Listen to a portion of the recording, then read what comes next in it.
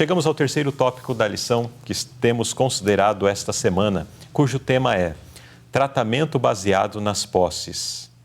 Irmão Gerson, que advertências Deus envia a respeito das tentações que cercam as pessoas abençoadas com mais bens materiais do que outras? Quais são essas tentações que atingem principalmente aquelas pessoas mais abastadas, as pessoas que têm mais posses? E qual a advertência aqui que a palavra de Deus apresenta? Irmão Luzilei, pessoas bem-sucedidas, ela também tem suas dificuldades, né? Uhum. E uma das dificuldades aqui é a bajulação daqueles que estão em sua volta. Sim. Né? Então, eles têm que ter muito cuidado com isso, porque a bajulação não é algo espiritual, né? Mas é algo que vem de um interesse, não é de um coração sincero, não é de um coração contrito em Deus, mas de alguém que busca proveito, né? E muitos, assim, até chega a manifestar favoritismo, né? Por determinada pessoa. Mas o verdadeiro cristão não faz essa diferença, né? Trata todos de igual forma, né? Porque todos somos feitos à imagem e semelhança de Cristo Jesus, né? Aqui nos diz que há perigo de admirar as pessoas por causa do interesse, na perspectiva de retorno. Mas quem faz isso coloca em risco os interesses eternos. Então, isso não é de Deus, né? Então, nós devemos tratar, seja qual for a pessoa, com bondade, com amor, sabendo que aquele que tem a nos conceder é Cristo Jesus. Sim. E não tratar as pessoas segundo os interesses. Né? Exato. Já vimos numa lição anterior que falou sobre essa questão de tratar com favoritismo as pessoas que têm mais posses, né? Inclusive, daí Tiago argumenta, não são essas pessoas que arrastam vocês aos tribunais? Não são essas pessoas que fazem de tudo para tirar ainda mais de vocês? E agora vocês ficam tratando eles com favoritismo, etc. e tal. Então, já tivemos essa consideração. Mas esse é um aspecto que continua se repetindo, né?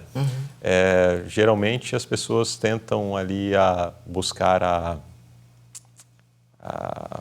o convívio, enfim, com pessoas de mais posses e buscando, enfim, algum interesse de certa forma. Sim. Mas isso não deve acontecer conosco. E da parte daqueles que têm mais posses também precisam se resguardar quanto à questão de desejarem essa adulação. Sim. Que às vezes pensam, eu tenho, então preciso receber essa. Né? Mas não é assim, né? Todos nós, diante de Deus, somos iguais e a nota faz menção, inclusive, dos recursos que Deus concede, que esses recursos precisam ser administrados de uma forma liberal, sem que se busque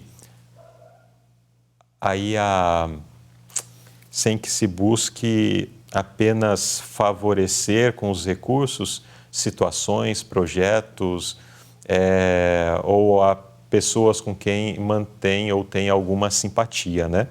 Então, existe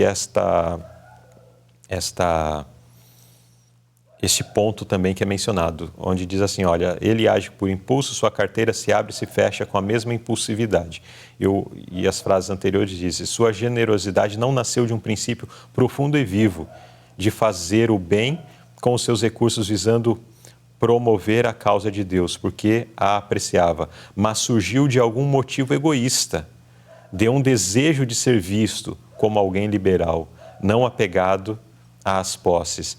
E aqui nos leva a Jesus sentado na porta do templo, observando as pessoas que entravam pelo templo. E ali aqueles fariseus, pessoas abastadas de Jerusalém, chegavam e derrubavam ali no gasofilastro aquelas moedas para que todos pudessem ser vistos o quanto de dinheiro, os sacos de dinheiro que eles estavam virando sobre dentro ali do recipiente para receber as doações. E de repente chega uma humilde mulher e deposita o pouco que ela tem. E Jesus observa e diz, ela deu mais do que os outros, porque ela deu tudo quanto possuía. Os demais deram apenas uma parte e fizeram ainda para serem vistos, né? Então, é uma repreensão. Mas é uma repreensão para aqueles que possuem muito e uma repreensão para aqueles que possuem pouco também, porque essa atitude egoísta, controladora, etc., não se manifesta, não pode se manifestar apenas em pessoas, né? Mais abastadas, mas também tem se manifestado em pessoas menos abastadas. Sim. Que têm o mesmo coração, né? O mesmo coração reprovado, conforme apresentado aqui nesta nota. Verdade. Muito bem, deixa eu ver aqui. Meu irmão, gostaria de apresentar mais algo referente a essa pergunta? É que muitos desses que recebem tal bajulação, às vezes são até indignos, né? São até indignos de receber aquilo que está sendo atribuído a ele, mas muitos fazem para ser visto, né? Uhum. Para ser visto, para receber um favorecimento, né? E para dizer, olha, eu fiz isso, né? Uhum. Então, eu mereço, né? Eu mereço ser olhado de outra forma, de outra maneira. Ainda bem que nós não somos salvos pelas obras, né? Exato. Somos salvos unicamente pela fé. Mas graça. É impossível alguém ser salvo sem as boas obras. Uhum. Podemos até ser salvo. Podemos até ser salvo sem passando desapercebido, né? Sim. Por alguém. Uhum. Sem ser alguém marcante na sociedade. Porque ser alguém marcante na sociedade. Porque fez de todo o coração, né? Não tocou a trombeta, né? Uhum. Para dizer, eu estou aqui, eu estou fazendo isso, né? Uhum. Então, esse deve ser o coração do verdadeiro cristão, né? Daquele que tem Cristo na sua vida. Isso. Muito bem. Então, nós temos uma advertência para que em tudo que fizer, é uma advertência direcionada principalmente aos mais abastados, mas cabe a todos nós. Tudo que fizermos que seja feito de uma forma liberal, sem procurar adulação, sem procurar qualquer simpatia ou aplausos, né? Uhum. Por parte daqueles que porventura venham a perceber a nossa ação. Como disse o irmão, as nossas ações podem passar desapercebidas. Deus a vê, não precisa nós ficarmos querendo, como disse o Jesus Cristo, fazem as suas boas ações e depois tocam trombetas diante de si para anunciar o bem que fez e tal. O homem não é salvo pelas obras, né? Mas é impossível ser salvo sem as boas obras. Vamos à pergunta B. Como devemos melhorar nossas prioridades financeiras? De que forma? Impressionante que aqui tem uma forma, né? Uhum. E a forma aqui é pelo exercício da generosidade. Sim. Então, quanto mais tiver essa generosidade, mais o Senhor o dará, né? Porque Provérbios capítulo 11, versículo 25 diz: a alma generosa engordará. Em outra versão diz: prosperará. Uhum. E o que rega também será regado. Então, Deus está disposto a conceder grandes benefícios àquele que tem um coração generoso, né? Uhum. Aquele que tem um coração cheio de amor. E esse exercício da generosidade se tornará um princípio, de forma que reinará na nossa alma, né? No nosso ser. Uhum. Muito bem, então esse é um princípio que precisa ser exercido, né? E por esse exercício, então ela se desenvolve e vai transformar os nossos corações. Irmão Lucilei? Sim. Aqui, Provérbios capítulo 11, versículo 4, né? Diz assim: de nada aproveitam as riquezas no dia da ira, mas a justiça livra da morte. Então, aqui, justiça é a qualidade do que está em conformidade com o que é direito. Né?